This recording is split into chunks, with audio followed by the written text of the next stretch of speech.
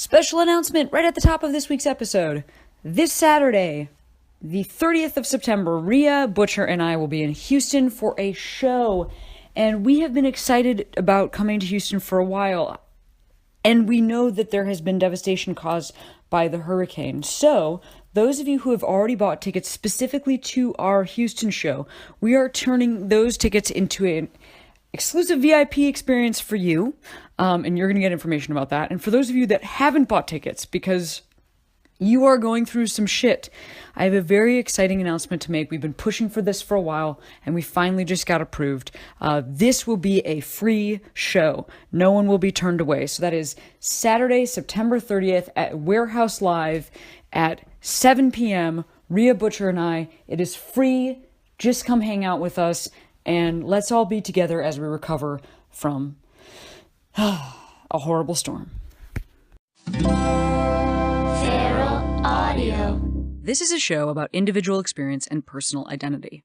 There may be times when folks use identifying words or phrases that don't feel right to you. That's part of what we're exploring here. Please listen with an open heart, and as always, I welcome your polite, engaged feedback, and I encourage you to continue the conversation in your life and with your community. Welcome to Queery.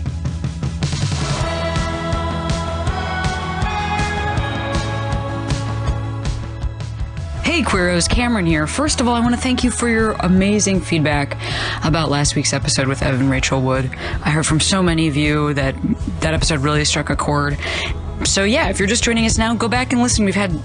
I've loved every episode. I've loved every conversation I've had, and if you're just joining us, welcome. Today on the show we have Tegan Quin. You might know Tegan from being one half of the band Tegan and Sarah, but what I deliberately tried to do for Queery was to interview Tegan and Sarah separately. So I have a 1-hour conversation with Tegan today, and then next week will be a 1-hour conversation with Sarah. And they are separate people with separate lives, and these conversations couldn't have been more different, which is really awesome.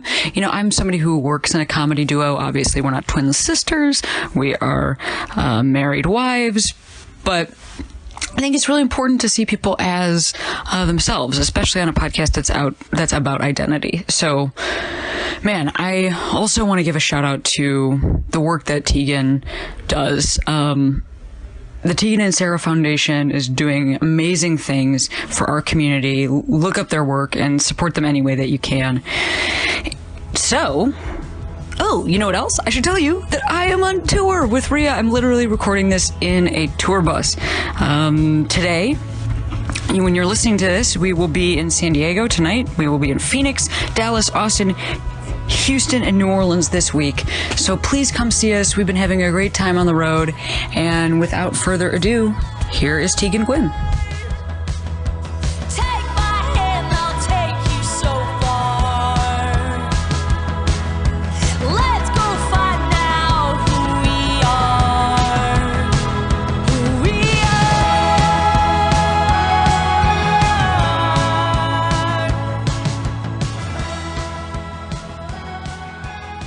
Hello, Queeros. Welcome to the show. It's Cameron Esposito. Oh my God, my hair parts on the wrong side, and not the wrong side, a new side. My hair parts on a new side, and I just tried to. I literally just had phantom hair hand. My hand just tried to do my hair. Phantom hair limb. But my hair doesn't do that anymore. Yeah. I have totally different hair now. Do you find when your hair is parted too much for too long of the day to one side and you try to move it that your hair hurts? Because my hair hurts. Absolutely. Well, so I used to have totally a left side part, and now the right side part is covering up that the left side's kind of a wreck because it's still growing out and becoming a new haircut. But I don't have to tell you about haircut transitions. If there's anybody who understands, it's you. Yeah. And speaking of that, you know, a feature of this show is that we have guests introduce themselves. So you and I have already been talking, but will you please tell the listeners who you are? Absolutely. I am, I'm a human, and my name is Tegan, otherwise known as Sarah's sister. Yeah. Yeah. Yeah. I'm like half of Tegan and Sarah. I'm a half human. Yeah. Yeah. You're a full human. I'm a full human. Yeah. I'm going to reintroduce myself as Tegan Quin. Full human. Yep. Tegan Quin. Tegan Quin, artist human. and musician and full human. I do have you in my phone as your first and last name. Oh, which, great. You know, like, just so you know that it's not, that you're not in my phone as... Yeah. You could not. Tegan You could also, and, like, just you know in what I case you mean? ever lose your phone, you could save my name under something else too. Like my girlfriend, when she says That's my so last great. name, she doesn't say Quinn. Because she has an accent, she kind of says Queen, Oh, yeah. and I love it because I'm like, Tegan Queen would be a great name. All right, well, I'll save your name. I'll save it as Tegan Queen. But now that I've said that, hopefully it's not a Queery listener who steals my phone. Oh yeah. then Well, as your- odds are it'll be fine. Yeah. Yeah. No problem there. Yeah. How are you today? Yeah, I'm good. It's hot out. It's really hot. But I'm got a few days off before I head back out on tour, and I had a great day, a very productive day. I did laundry. You guys have been working so hard. You've been traveling so much, it feels like. Yeah. I mean, I'm only judging based on photographs of you that are being posted on your social media, but it does seem like there's a lot of movement going on. Yeah. We do a good job of curating a selection of photos and words that make us seem super popular and super busy all the time. But we actually have like a pretty decent amount of time off. Oh, that's good. This record's actually been super, this is our 8th full-length record, and we've been officially a band and touring for 19 years. And this is actually one of the more, I would say, reasonable cycles. When we wrap up at the end of November, it'll have been 18 months, but we've had quite a substantial amount of time off. So it's been really nice. I think this is a sign that we're getting older, that we're demanding more time for ourselves. Good. Yeah. Good for you. Thanks. Way to go. Self-advocacy. Yep. I saw you perform the day that we're recording this. Yep. I saw you perform like 2 days ago. I saw you perform on Saturday. You were great. You guys were Thanks. great. We were at some weird abandoned racetrack in like San Bernardino where there was also comedy happening, and then you guys were one of the headliners of the festival, and that was so fun to see you to watch you sing side stage because of the... Like you were side stage, I was singing on stage. Actually, what was weird was I was on stage, you were singing side stage. Super weird you guys were singing side stage. Can I ask you, did word get to you at all that right before I walked side stage, somebody came up to me and was like, it's like, I'm just really excited for the show. Oh, you got mistaken for a Tegan or a Sarah? Yeah. Yeah. I feel bad. I carry a lot of like guilt that like so many lesbians, like I'm sorry that we represent you. Like for some lesbians, like I know some lesbians are stoked, but I just mean like we started a foundation this year, and I open our bits like when we go and like pitch for money and stuff, like with like, hey, we're really sorry that we happen to be like kind of like the famous lesbians right now. Because like it's like straight people have millions of representatives, but with like gay people we're like allowed to like elect one, except there's no election. Like we just became your like gay person, and we're sorry.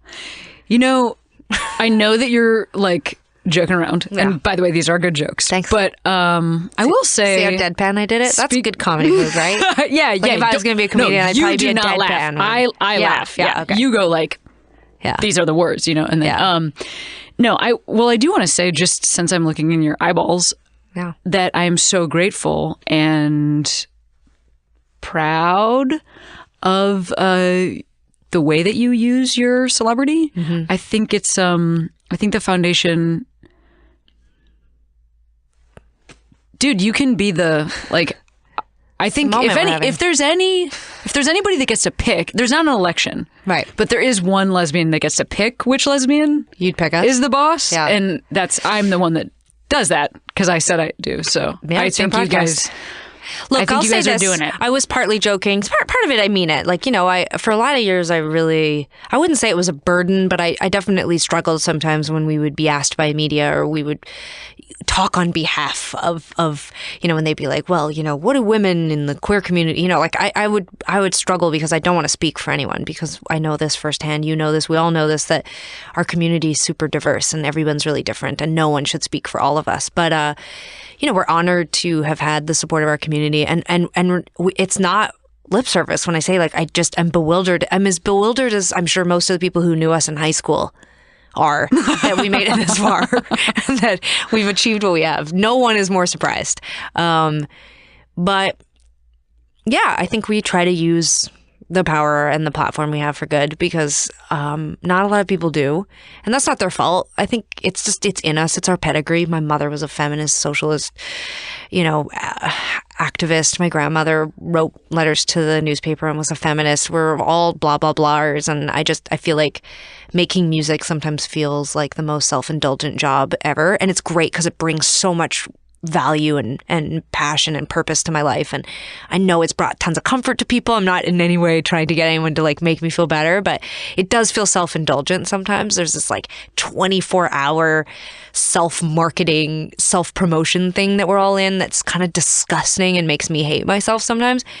So I feel like this whole other part of our life where we've been advocates and activists and spoken out and started the foundation and used our power for good, like it's balanced that grossness like inside. Like every time I post a selfie, I quickly log on to teganandsarahfoundation.org, and it just really balances the grossness a little bit. Here's the thing though. Like, number one, I fucking get it. And I do not get it to your scale, because like you have a huge platform. So I don't know what it's like. But I will say this. I actually kind of made peace with what you're talking about a bunch of years ago. And it's different, because as a comic, you're often, I mean, not so much anymore, because when I'm touring, I'm like playing an hour solo. But when you first start, I don't know, maybe this is true for music, you do like 5 minutes and there's 10 people that I would have loved if we only had to do 5 minutes. Right, yes. So that's how you start. And what I found was that whatever weirdness I had about like being a representative, if I wasn't speaking, somebody else who was outside of the community was happy to do that for us. Right. Like, that's the thing about it. When you like, especially, I mean, when I was more doing that type of show, it was like like one state had marriage equality or whatever. Sure. So like it would be 8 straight dudes telling like a dog marriage joke. Right. And then me getting on stage and being like, hold up, to like, prepare yourself. I am the dog marriage. Like I just, and then I feel like at least somebody is like setting the record straight. Yeah. I mean, look, when we started playing music, it was truly just I love to play music. It was self-indulgent in a strange way. It was like, people are going to pay me to write songs and sing songs, and I get to travel around the world, and not to glamorize those early years. I mean, the first 8 years were literally the horrible, like awful things you hear about, like in a van and just Sarah and I and no money and 5 people, and they were all wearing jerseys and hated us, and opening for bands who were okay and not that nice to us, and their audiences were awful. Like, we've lived all those experiences, more than paid our dues. No one challenges that, but it still was like, oh my God, we play music for a living. Like, I quit my coffee shop job 3 months after I graduated in 1998. I've never had a job since, it's just weird. Like, it's just amazing. But it was like, obviously within the first few years, we had experiences like you just described, where it was like, oh shit, we have to actually get up here and say something more than just like, this next song is about when I got my heart broken. It was like, oh yeah, we do have to talk about being queer, and we do need to step up and say something about marriage equality. And here's the thing, is that the first couple of years, it was just so political that we were even up on the stage, we didn't have to say anything. I didn't feel like I had to proclaim that I was gay. It was very obvious I was gay. And to anyone who wasn't obvious, well, that was even better, because they were going to find something about us that was relatable. And then when they did find out we were gay, we would transcend any ignorance they may have about our sexuality or our political beliefs. So, that it's like the snowball got growing. Like, it wasn't like we started day one and we were super political. It was, we were political as people, but our music was just, so it's kind of become like this thing that comes hand in hand now. Like, it's almost like you can't be an artist and not speak out. You can't be a comedian and not have some sort of political platform. Of course, we can all think of millions of examples of bands who do not use, their platform to talk about things that matter, which I don't understand. I mean, I can't ever stop talking. I can't stop talking right now. I know. Well, no, I know. I can't relate to it either. Yeah, like, how could I even stop myself? Like, sometimes when we were out before the election, Sarah would be going on these Hillary, like, and I would just think to myself, like, we don't have to say that. Everyone here knows that. Like, why are we even saying? But then I would just think, but like, we can't not say something. We just have to say something. These people are going to vote for Hillary if they're old enough, like, or these people are going to be involved. These people understand systemic sexism and race, right? Like, don't they? I think they do, right? Sometimes I feel this, I don't know if, now I'm going to really like switch gears here, like, and like really, I don't have a driver's license, but I'm going to like make a driving reference. I'm like just like dropping it into fourth or something right now. But like, don't you feel that way on social media? Like, some days I wake up and I think, do I have to retweet a million articles about political stuff? And like, they get like 4 likes. Nobody, does anyone read them? Like, I don't, because sometimes I'm like, well, I don't know. I don't even have a point. I just feel like I have to say it anyway. I don't know if people are reading them, but I have to say something. I'm reading it. I have the political, mind to think like it is important to say something and use our platform for good. But if I tweet about Harry Styles, it's absolutely going to get thousands of likes. And if I tweet about Planned Parenthood, it's not. And I think people are still reading it, but maybe they just don't like it. I don't know. I think that, well, first of all, I think you do a really good job. Your guys' social media is... Yeah, I think we you really do try to balance it. I think you do a really good job. This is just an outside perspective. Thanks. Yeah. I think we do too. Yeah. Yes. Our job is music first and foremost, and to be entertaining. So we do try to balance it. Right. No, I think it reads pretty balanced. Yeah. And like also, I mean, not to be super cynical, but this is the real truth. Like your job is to play music. You're also like like a corporation. Yeah. So like you're the voice of a thing that's bigger than you, the person, just like I am. And so, and long your before thing is this much election, bigger. we had a very established ethos of like, it's about, if you are going to say something about politics, or it's got to be an action item, right? Like, I'm not just going to say, oh, the world's a terrible place. Right. You're never going to see a tweet like that. Very rarely, we'll say. Maybe not never. Very rarely we'll see a tweet like that. I'm going to say, the world's a terrible place. Here's a place you can click on to donate. Like it's all about, we must give you hope. To antiterrible.com. I hope. You know what has changed for me? I don't think I realized prior to the election how much like self-editing I was doing to make myself to be palatable. Yeah. To like an audience. I mean, here's the thing. I've always been like a screamy woman. That's the thing. You lost your Yeah, it's cap. fine. Don't need it. That's like my role in the stand-up comedy community is to do that. But I don't think that I was like serving queers as much as I could have been, because I think that like I was like a song you can access, and the words can mean a bunch of different things. But a joke, it's like I really am saying like, I have a wife and we are like lesbians, or I, whatever. Like, it's so literal that I think I didn't realize how much, just in terms of social media, I was editing like, because I used to get, we get it, you're gay. That used to be literally like, that used to be my biggest problem. Was like every day getting, we get it, you're gay.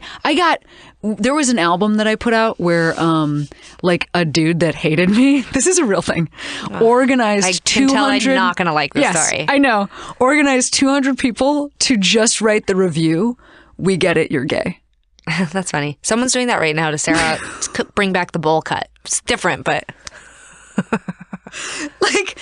So, anyway. Yes. I used to get that. So then I would be like, okay, well, I have to talk about other things because they want me to shut up about this. And now I'm just like, oh, you want me to shut up about this? Well, then you should have fucking voted for my rights.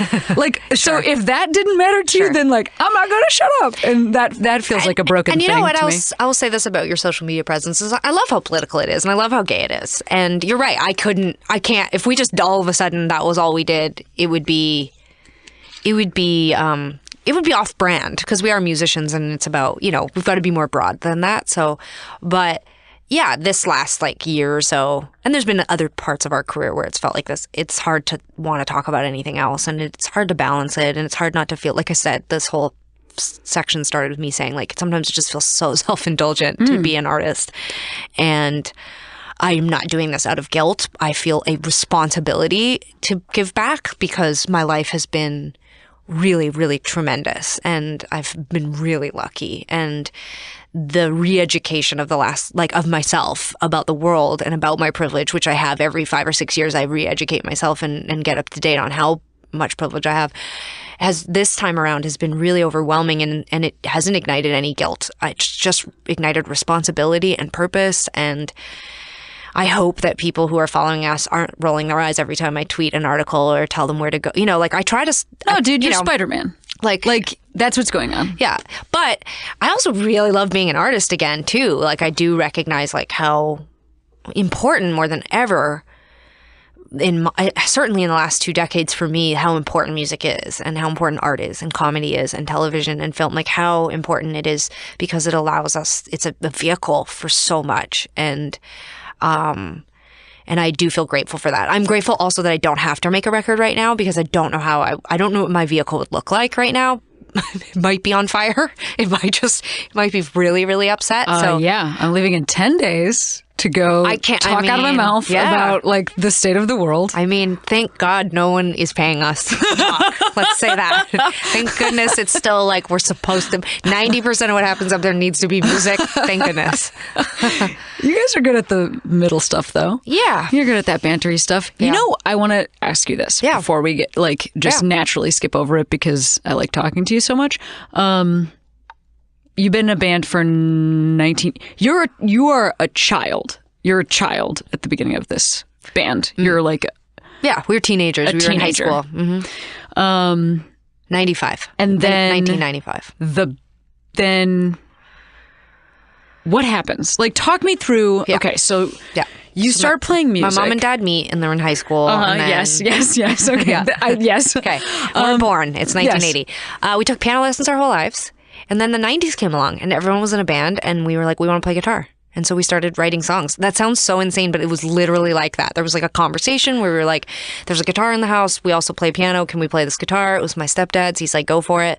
We both started writing songs like right away. I never wrote a song on the piano after a decade of classical piano and theory and twice a week lessons and concerts and the whole thing. I never even thought to write on it. It was an instrument that was totally for like learning other music and learning theory and whatever. And it was not a creative instrument.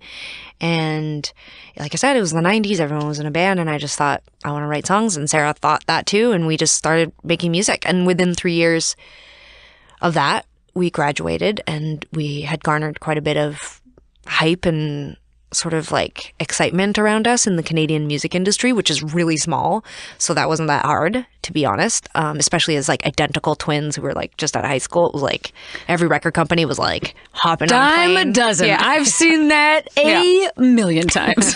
Like I admit freely that we had an advantage. In fact, I mentor a lot of artists and I am very clear about that up front, that I'm not entirely sure A, I could break our band a second time, and B, like without the advantage of being incredibly unique. You know, we had the banter, we had 2 distinct songwriters, we had the ability to sing together, we were twins, we were young. Like there were so many things that set us apart.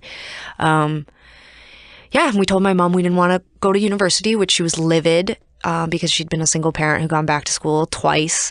And so she was just like, I fucking hate you little monsters, basically. Like, why are you doing this to me? Like, did I not show you you have to You're like, go to school? No, we actually want to be rock stars. Yeah. Like, that is actually it. No. We used music as an excuse. I don't even know if I really was taking music that seriously. I was just so grateful to like, there was enough excitement about our music that I was like, I'm going to use this to get out of going to school. And then Sarah came out, which was like double whammy. Like, so I was like, those last few months of high school were really, really, really transitional and tough because we were kind of abandoning a sort of like predetermined course, which is funny because we weren't on a, predetermined course at all. But at the time it felt that way.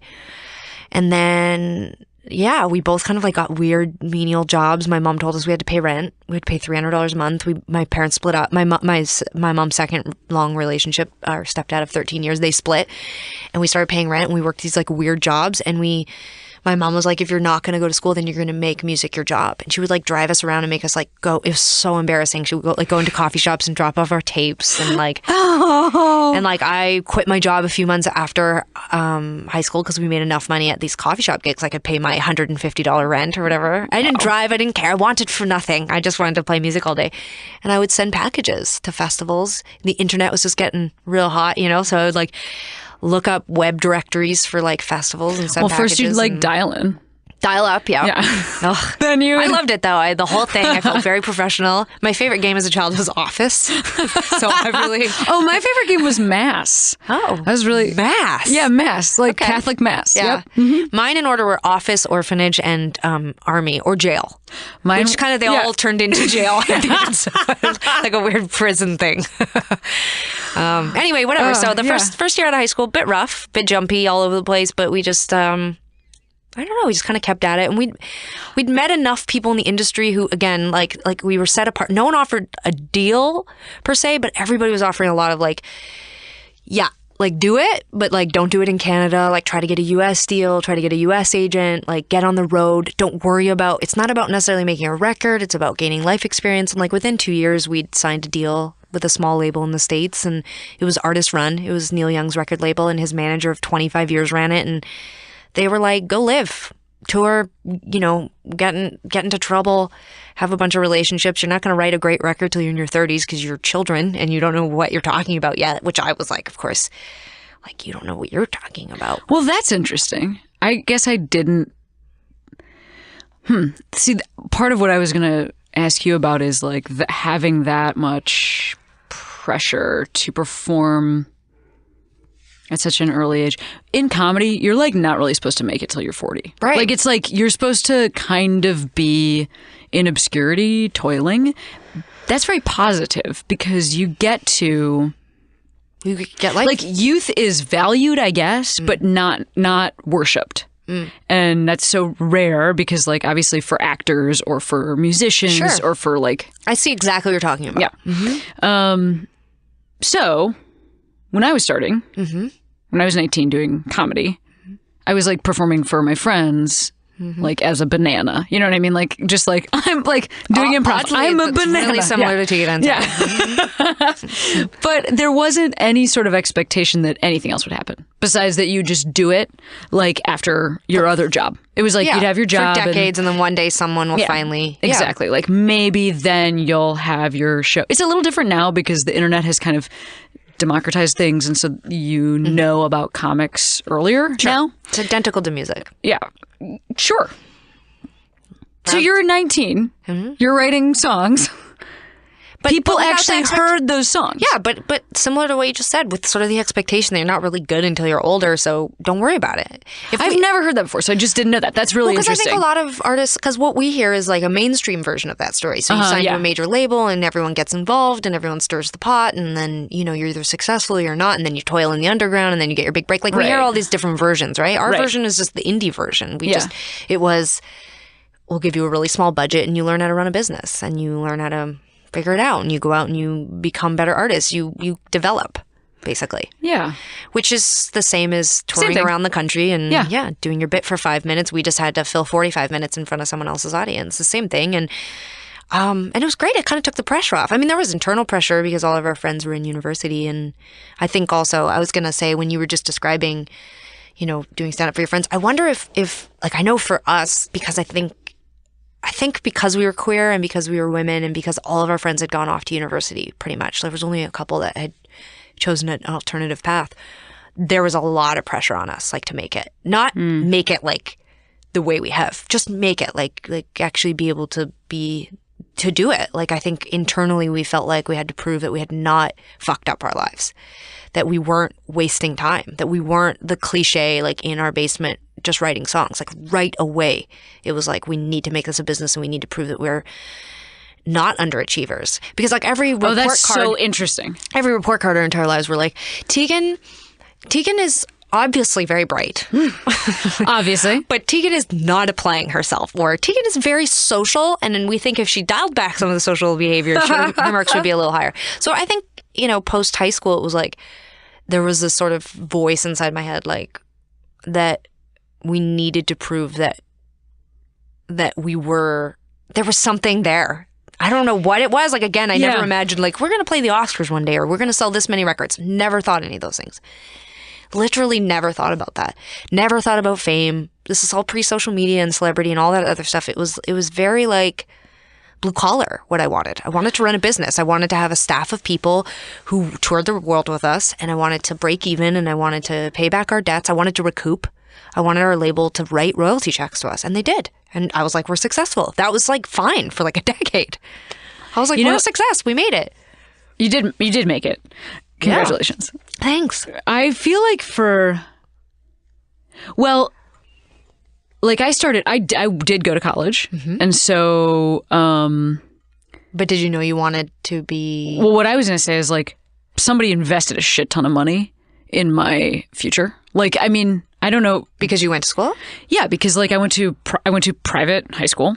I went to Catholic grade school, high school, and college. Yeah. And it's really expensive. Yeah. And I mean, I literally don't even know what college costs in Canada. It costs like me either. My college cost $140,000. Yeah. So like, somebody invested that much. My parents invested that much. I was like, who's the somebody? Yeah. Well, I just mean like they invested that much money in incredible. Me.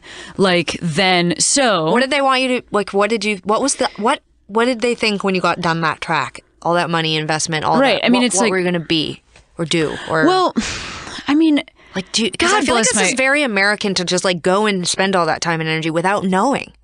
Yeah, I think it is very well. Yes, right. So I think probably my dad wanted me to be a lawyer and take over the family business. Okay, which is my older sister is a lawyer and did not take over the family business, but essentially went like, I'll go to law school. If Cameron won't, I will. And I was like, no, I won't do that. Shit. I know. Yeah. So I was watching my friends get like the entry level jobs that we had like the degree to get. Yeah. you know? Yeah. And you were like, not for me. Then I was watching them like 5 years later, like move into a bigger apartment and marry somebody. And then I was watching them buy a house and have kids and stuff. Sure. And for me, how it happened was like, I essentially didn't make any money doing this job until I was 30. Like from 19 to 30. What like, sort of didn't random make a fucking things cent. did you do to pay the bills? I had day jobs for a little bit of it. And then after that, I fucking set up like a thing. I mean, elaborate shit. Like I started a stand-up class in Chicago that was just for women to like try and break the gender norms. And that was actually really successful. Yeah. And I made like smart a teeny amount of money, you know? And then I also was a circus ringmaster because that was as you do. Yeah, that was a teeny amount of money. And I hosted an open mic that actually brought people into a bar. And so the bar paid me. Smart. Yeah. So I like cobbled it together. But I mean, like I lived in Chicago. There was a time when like my rent was $300. Yeah. And so like I just Did you live with my mom? Yeah. Right. So I just had to make $300. Sure. And during all that time, all of the people that I knew were like on their path, whatever the fuck they were. Yeah. Head of marketing for like Unilever, shit like that. And so I actually felt like I had wasted my parents' money. Mm-hmm. That was really what I felt. I mean, and they wouldn't, I did. I didn't want to say it, but in case they're listening. I did. Yeah. I mean, but like next week I'm going to Chicago because a gay organization is flying me out to I'm presenting Lily Tomlin with an award and I'm taking my dad to the Cubs game. That's amazing. Because I bought the tickets. I bet you that they had 100% faith in you. I mean, maybe you didn't use that Ivy League education for the thing that they imagined, but you must have learned something. Obviously, look at where you've gotten and what you managed to cobble together, like you said, and now where you are. I mean, I don't think it's a complete waste to finish an education like that and not do what you were. I mean, I totally agree. I know you don't need me to make you feel better. This is for other people listening. Well, no, I think like my folks, I almost wish they had been more upset. They were kind of into it. Yeah. That's cool. You're learning stuff yeah. I go to the Trader Joe's at USC. I think it's USC. Whatever, one of the schools here. UCLA maybe? No, US. Do you go to which one's like down, like kind of like on the near where Staples Center and downtown way? Whatever. Maybe it is USC campus out there. Yeah. Yeah. And I go to that Trader Joe's sometimes and I like look out longingly from the elevator because it's a glass elevator at the campus. And I think like I would have learned nothing probably like in like classes, but I would have learned a lot about life, right? Like I know that. I can tell that these young people are learning something by being here. Like, you know, it's not all like I don't necessarily always think it's a great idea to just like race into college or university because it feels like a big choice to make, like what you're going to do for the rest of your life, you know? And yet you're definitely learning something there. Yeah, I mean, for me, I learned who I was. Yeah. But I just needed like some distance from my... I probably could have moved to Boston and just like lived in Boston and maybe figured out I was gay. But it was nice to have some structure to my gayness where I had to get up and go to class while also realizing I was gay. Today's episode of Queery is sponsored by Zola Wedding Registry. Anything for love. You know, episode 1 of this very podcast featured an interview with one of my favorite stand-up comics, Rhea Butcher, who I happen to like so much as a comedian and as a person that I married her. And one thing that I will say about the process of getting married is that any little help I got along the way so that I could focus more on love and commitment and the future really meant a lot. So when I heard that Zola was interested in sponsoring Queery, I was excited about that because Zola is a one-stop shop for all of your registry needs. Maybe you are planning to have a traditional wedding in some sort of sacred venue, and you want folks to register to give you beautiful Le Creuset pots and pans. Zola can handle that. Let's say you want to get married in a rock club or at City Hall for free. Zola can also direct people to donate to an Airbnb fund for you so that you and your spouse, and that's right, there are gender neutral terms used on the Zola website, can have the honeymoon that you want. That's what I like about it. I like that it's gender neutral. I like that you can have folks either give you cash gifts, experiences. They can fund an Airbnb for you, or they can actually get you a stand mixer that you've always wanted. So we are really excited to have Zola sponsor the podcast today. And Zola is offering a special treat to our listeners. Go to zola.com/query. Use Zola as your registry, and they will give you $50 towards anything you want in their store. They carry everything. Again, that's zola.com/query. Were you out in college? I was with the people who you were out with. No, I mean it was a weird time. So like I went to a school where you couldn't come out because you'd be kicked out of school. Oh, that's right. Yeah, the Christian college thing. Yeah. So like, yeah, it's a bummer. I don't actually know what people thought was going on. I had like dudes I was sort of dating like prior to when I was dating a woman. What years is this again? We're like a similar age, so just say what years you went to college. No, I'm trying to think. 2000 was when I got there. Haircuts and style were like confusing then. Yeah. Like I'm just saying, like I didn't feel like it was necessarily totally obvious to people that I was gay because the 90s and the early 2000s, like the style for women was kind of gay. You know what I mean? Like, I mean, like I don't look at photos of myself and go, "Oh yeah, everyone thought I was gay," because it wasn't that obvious. I mean, but we're talking about like, okay, so yes, that is true. But what I'm talking about is that I had a girlfriend who was Korean. Okay. And the two of us would walk through campus and like, I swear to God, sometimes be holding hands. Yeah. And wearing like umbros, like soccer shorts, and not the same race, right? Yeah. And people would be like, "Are you guys sisters?" And here's the thing. Of course, adoption exists, so this could be my sister. But I was just in an environment where the number one thought wasn't these are lesbians, but the number one thought was like, these are adopted sisters holding hands. Well, the fact that they weren't the same race and they were asking for your sisters is a strange question to ask. But the fact that they didn't jump to you being lesbians or queer actually doesn't shock me, because I will say, like, I live in Vancouver and there's I see a lot of younger girls, like, who I, like, you know, again, you know, I would say like of Southeast Asian descent, holding hands, like, and being really affectionate with one another. So maybe I'm just saying, dude, like, I don't know. Like, I think that actually probably it was just that It seems like such a college girl thing to do, the hold hands with another girl. I'm just saying. I think you're right. I'm not trying to say that you didn't have a hard time being... No, it wasn't that it was even... It was more so just like nobody thought anybody was gay. I went to school in a place... That's what I'm getting at. Nobody thought anybody was gay. So were you tormented about it, or were you like... No, obviously not. You were walking around with your sister. I mean, yeah, I was walking out. I was having a good time. Sister. We were both with our sisters at the time. Yeah. Let's see. I mean, it was hard. Yeah. I like just kind of let people think that the dudes I'd been dating prior, when I wouldn't come home to the place I live with my roommates, I would just kind of let them think that I was with the dudes that I had been dating prior to dating this woman, like just for like years. So I guess I wasn't out, which is weird because when I think about it in the moment, I felt like I was out because I was like watching the L Word. You know what I mean? Yeah. Well, not yet. That wasn't on the TV yet. But also, because I was like going to a gay coffee shop, I was like, I'm out. But meanwhile, like literally nobody knows. Right. But I don't know. Different super levels confusing to it. time. Yeah, totally. There's everything was hard. There's levels to out. We've defined what out is now because of all the campaigns around what coming out and being out and what an out lifestyle. I do believe there are different degrees. I do believe that there are different...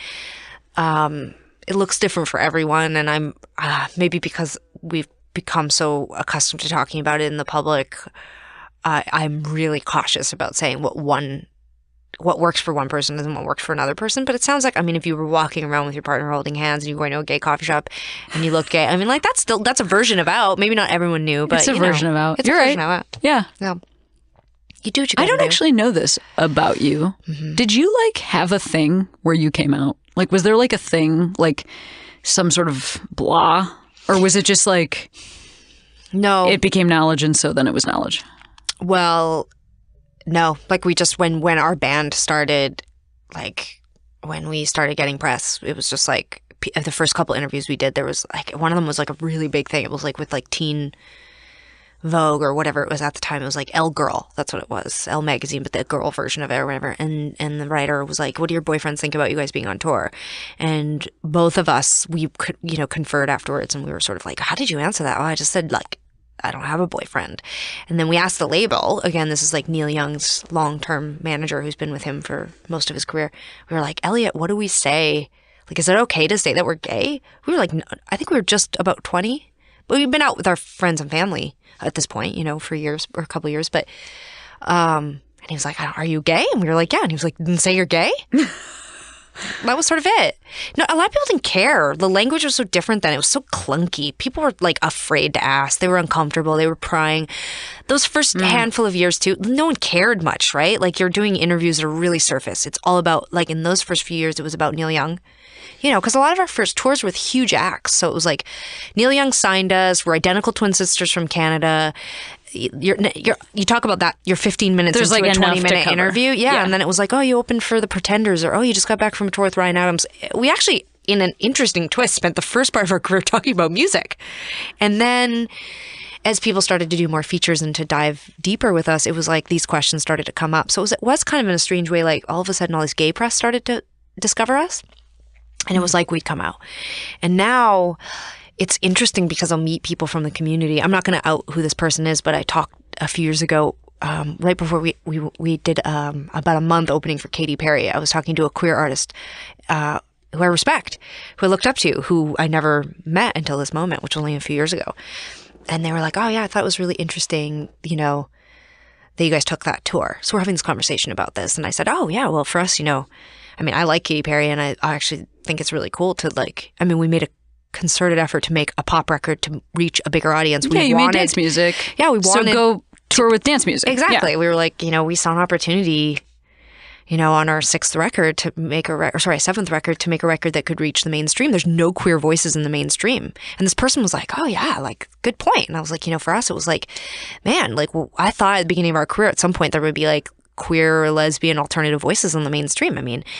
We at that point when we were making that record, which was in 2012, there was so much alternative music in the mainstream and you'd had big successes like a Sam Smith. So I thought like there's going to be, now we've kind of got like Halsey, I guess, or right. but I was like, where are the queer female voices? We made a record because we were like, well, we'll try to do it because we should be on mainstream radio. Like there should be a queer voice. There should be an alternative voice. There should be many, but we'll take one or two in our case. And So I'm talking about this with this person, and then they were like, right, well, it's cool. And then you guys, it's an opportunity for you to come out.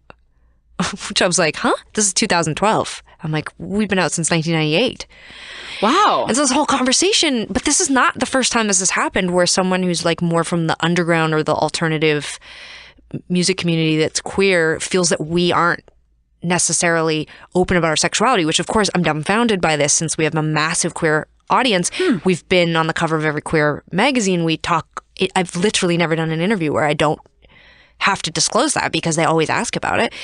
But it's interesting how the perception in the media or of the media that covers us is, because oftentimes I think writers didn't want to talk about us being queer because they didn't want to be like making a big deal out of it. It was like uncool or something. Oh, wow. So that I think there's been these really different chapters, and I'm sure on some level you probably have felt this too. It's like you want to be perceived. I want to be seen as an artist. I'm a musician. I don't know why every single headline about my band has to declare my sexuality, my gender, and the fact that I'm a twin. Why?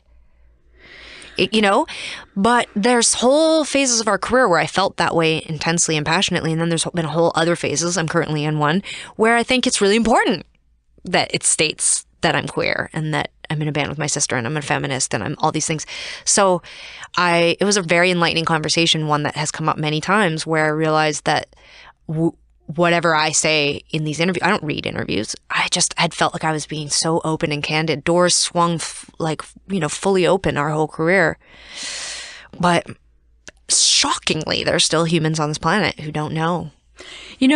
What that makes me think of is I'm actually like fine I'm okay being like, yes, I am like the lesbian comic. Like, I'm okay with that. Yeah. But the thing that drives me nuts, that's an extension of that, is when people assume that like my comfort with a label, I just am not one of those people. I'm like, okay, yeah, like I have identifiers, and comedy is so male dominated that like you kind of can't get into it without wanting to kick down doors. Like, sure, obviously music is also, but it's like, no, it's such a thing. It's different. It's such a thing. No, so for sure. You have to have that in you. Otherwise you wouldn't stick with it. Yeah. So you have to be like, yes, no, I'm a woman. I'm the woman who's going to do this or whatever. But what fucking drives me insane is when people assume that means something about my audience, because that to me is like so offensive to us as people, because people will be like, oh, so you're like,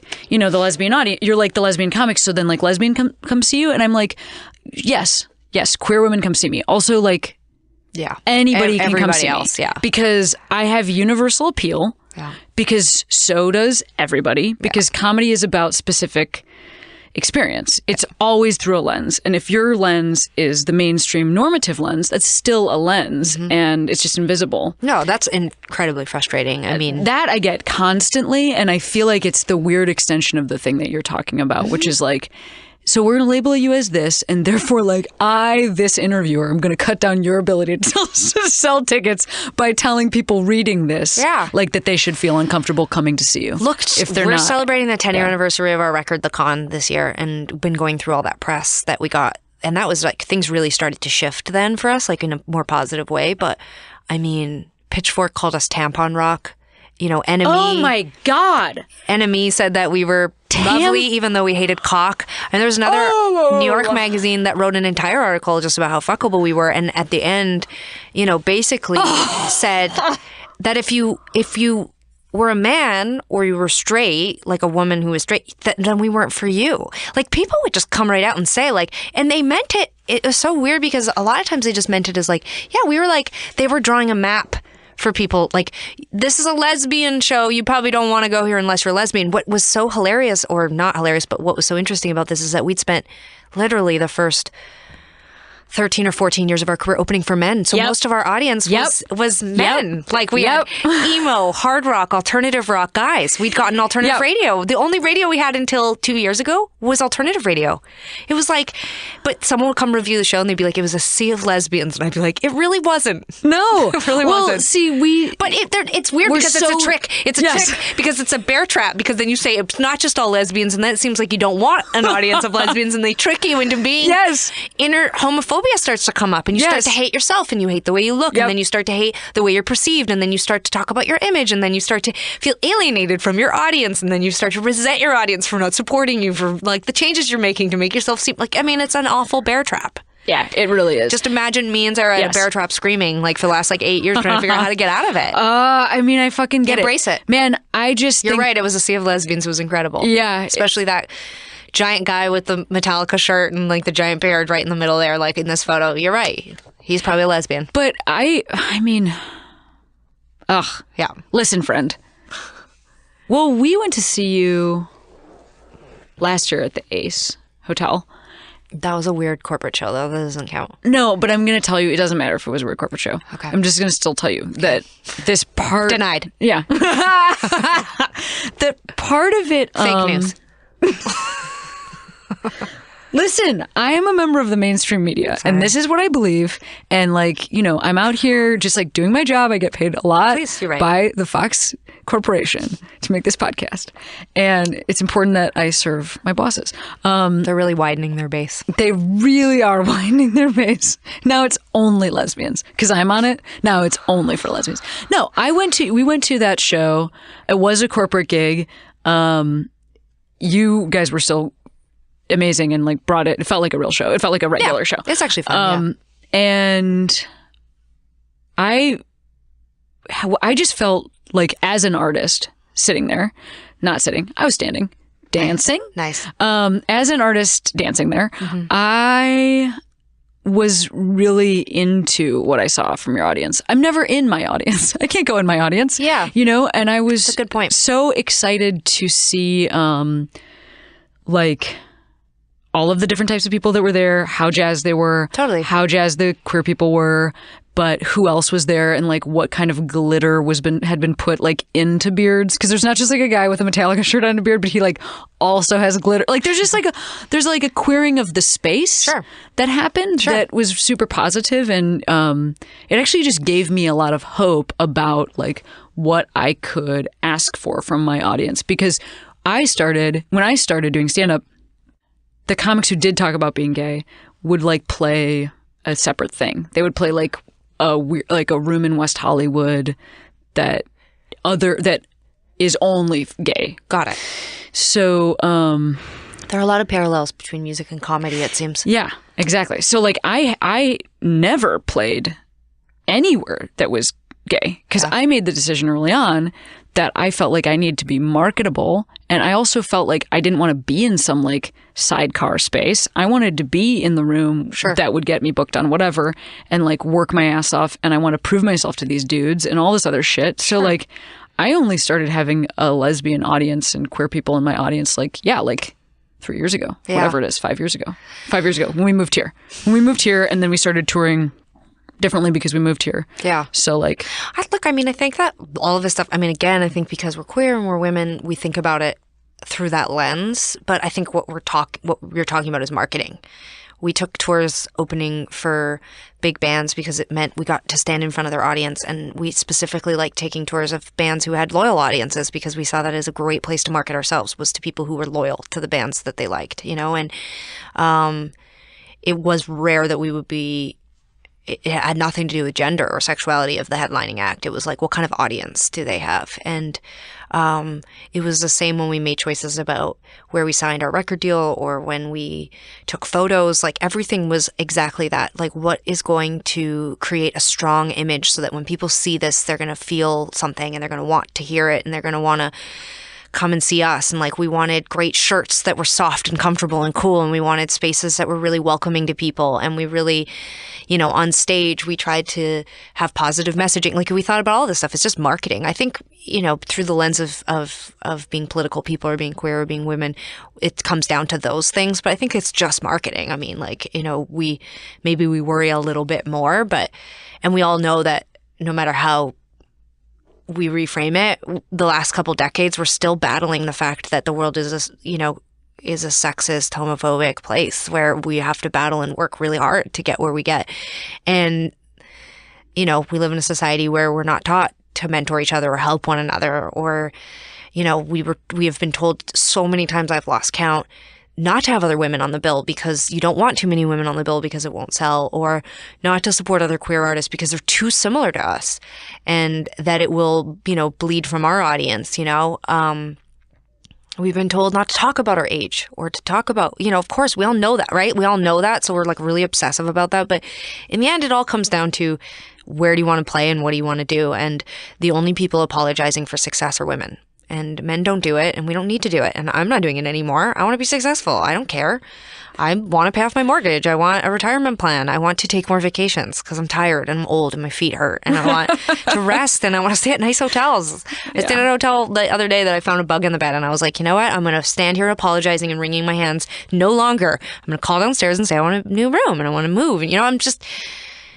Everyone told me I would feel this way at some point, and I'm so glad it finally arrived. The train station hit when I turned 35, and I don't want to apologize anymore, and I don't care. I want certain things, and the things that led me to here were really hard, and we had to maneuver and think through these things, and I don't think we should have to apologize for wanting to reach more people. None of us should have to apologize for that. We want to be successful. We put tens of thousands of hours into this. We deserve what we're able to get, and for a lot of years, I felt actually most alienated from our audience because I felt like success made them feel like we didn't want them, or that we were like embarrassed to be gay or something like that, by wanting to be outside of that community, that we weren't appreciative of their support or love. And I hope that we've repaired that, not that we owed anyone any explanation, but I wanted there to be more space.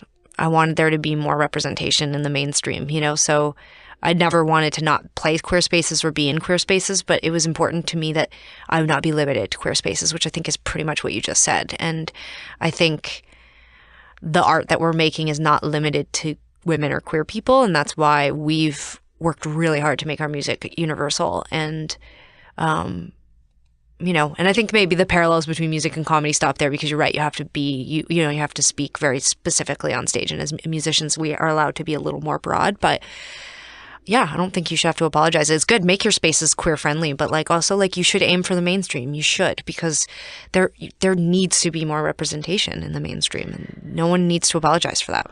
Well, I also think as long as you are holding the door open so that people can follow you. Heck yeah. That's actually how you create political change. I mean, totally. Sarah and I are always someone else take over, please run ahead of us. I don't even want to be it anymore. Yeah, and I don't even want to be that person anymore. I don't want to be on the radio. Right. Get on there. Go. Exactly. I'm holding the door open. Hold the door open for other artists, but also for your audience. Yeah. So if you say, I'm going to take a mainstream whatever room or whatever, and as long as then that's not a space that you make it clear to some group of straight people that you're ashamed of yourself. Hey, will you accept me because I'm running away from something? Yeah. As long as you're not doing that. And I mean, something that we actually was a conversation with you guys. We are working to make sure that all of our venues on this coming tour, that security knows that we care. Yeah. That our audience is safe. Yeah. Going in whatever bathroom feels right to them. Sure. That is written into our rider. And that's the kind of stuff I'm going to do while I also come and play the venue that a straight dude comic would play. Sure. And I think if you do that, it's a really powerful way of bringing us out of being sequestered. Yeah. And you know what? In my personal life, I go to a queer gym, and I go to Really? Yeah. Oh my God. You're going to like this place. I'll tell you about it. No, I'll probably hate it. Yeah, I like to be alone. I don't want to be surrounded by any humans. There's almost nobody there ever because it's a queer gym. Right. But yeah. No, I hear it. But in my personal life, I do feel fed by our community. But in my business life, I am fighting to bring myself, my identity into whatever space I'm in. Sure. I'm just invite me wherever, and I'm going to be myself there. This will be clunky, but in a strange way, it's I feel the mainstream, because there's so many millions of different versions of who you can be in the mainstream. At least my perception of the mainstream is that that there's so many millions of TV shows and films and bands who and everyone's really different, that I've always felt really accepted in the mainstream. And I've had to be really careful because my narrative around being a queer, feminist, alternative woman is really different than most. And I haven't felt ostracized, and I haven't felt left out, and I don't feel like an outsider, and I never really have. And I feel really freaking lucky that I grew up where I did and had the friends that I did. And I'm saying this about, grew up in Calgary, Alberta. People shake their heads from Calgary, like, how did you grow up that way there? But I just did. I have an unusual amount of self-confidence, and I don't know where it comes from. And I've always felt like I'm a glass half full person. My girlfriend said the other day, she's like, it's really weird how optimistic you always are, and you're never grumpy. And she might have just been, just saying that, but like, I think of myself as that kind of person, but I have to be careful because I recognize that this is bookending where we started. I represent, a group of people, and a lot of them don't feel that way, and a lot of them didn't have those opportunities or experiences, and a lot of them are really struggling. And our band has become much bigger than the music we play now. It is about the community that supports us and the community we represent, regardless if they like our music or not. And this is where the apologies come in. We still represent them to a lot of mainstream corporate, factions in the world. And I do my best to remember that my experience is not everyone's experience. And we did play a Christian college earlier this year. And part of the deal was that there's a class on pop music that we were going to speak to them. And that was sort of part of the deal. We would do the show, but also speak to this class. But then we said we really wanted to meet with their GSA, their Gay Straight Alliance, for those that could possibly not know what that means. And it was such a really weird experience and a disarming experience because at one point I said something along the lines of, but things are better now. That was the gist of my sentiment. And they were like, huh? No. Like, we're not seen. We're invisible, and it's just as hard. And if anything, it's in the news all the time about being, trans or queer. And, the Trump administration is just making it worse to be us, and things aren't better.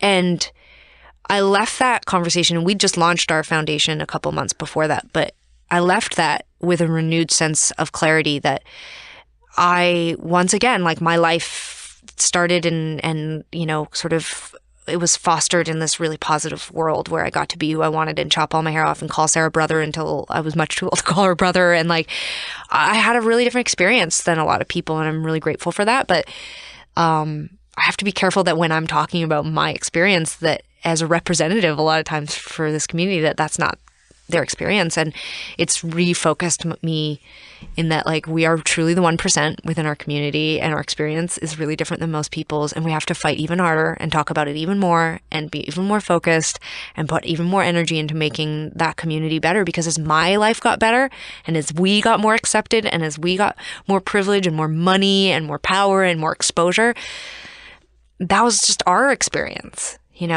and it gives me a lot to do still. Not just write music. Like, there's like a to-do list of like other fights, other battles, Do you keep an actual physical to-do list? I don't need one. I'm a Virgo. I have it in my head.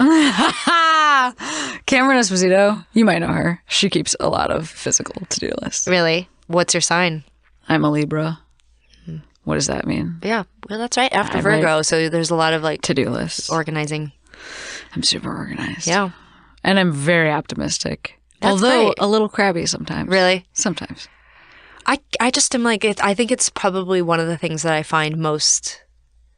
I'm incredibly patient with crabby, hangry people, but I guess to me, I'm like, if you're crabby, why did you call, show up, visit? Oh no, I would never be crabby outside of the house, alone by myself. But even in the relationship, maybe Rhea sees it. Yeah, but even that, like, I'm like, why? But.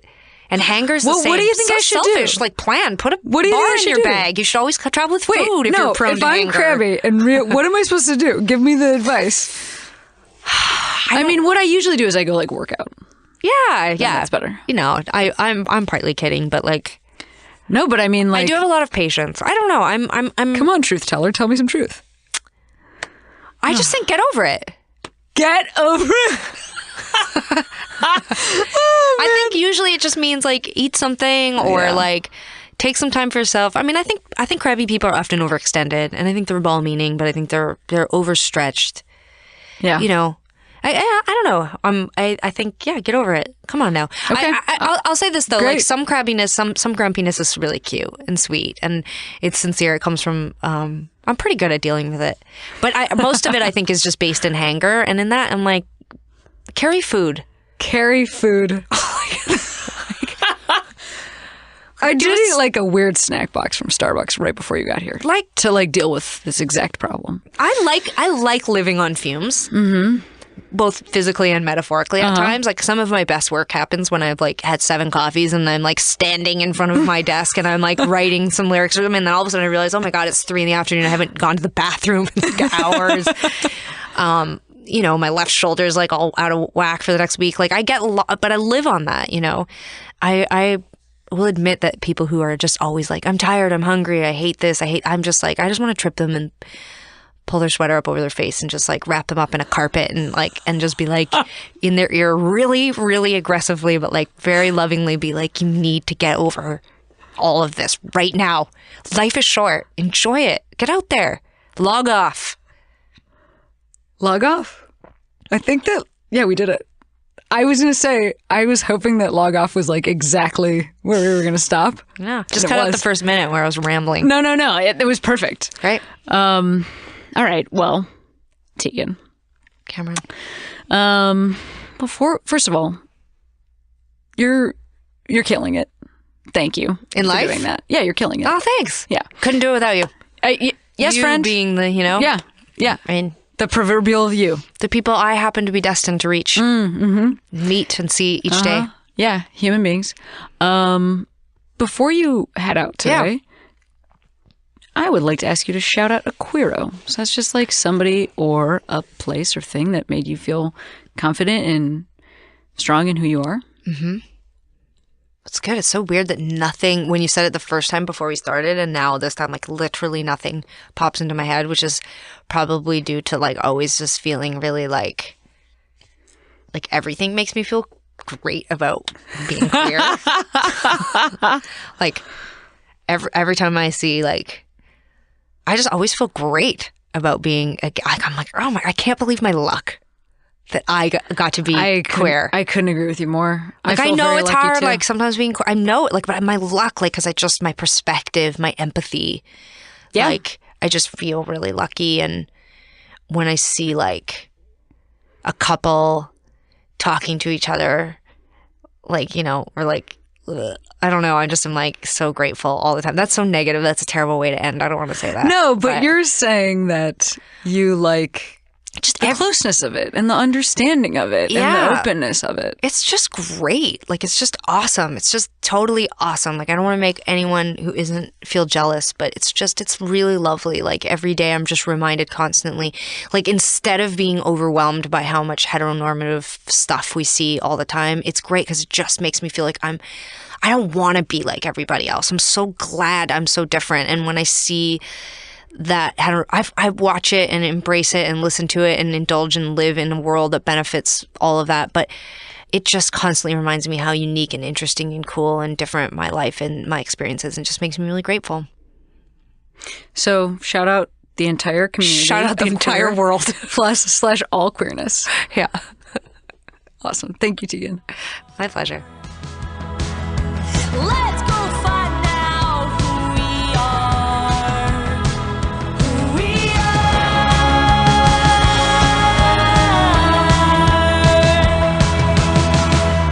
Well, listeners, that's our show. Please remember to rate and review us on iTunes. You can follow me on Twitter at Cameron Esposito. We are recorded by Matt Brousseau, produced by Sierra Cato and Feral Audio. Our theme song is by AW, and you can find them at listentoaw.com. Thanks for listening to Queery. Feral Audio.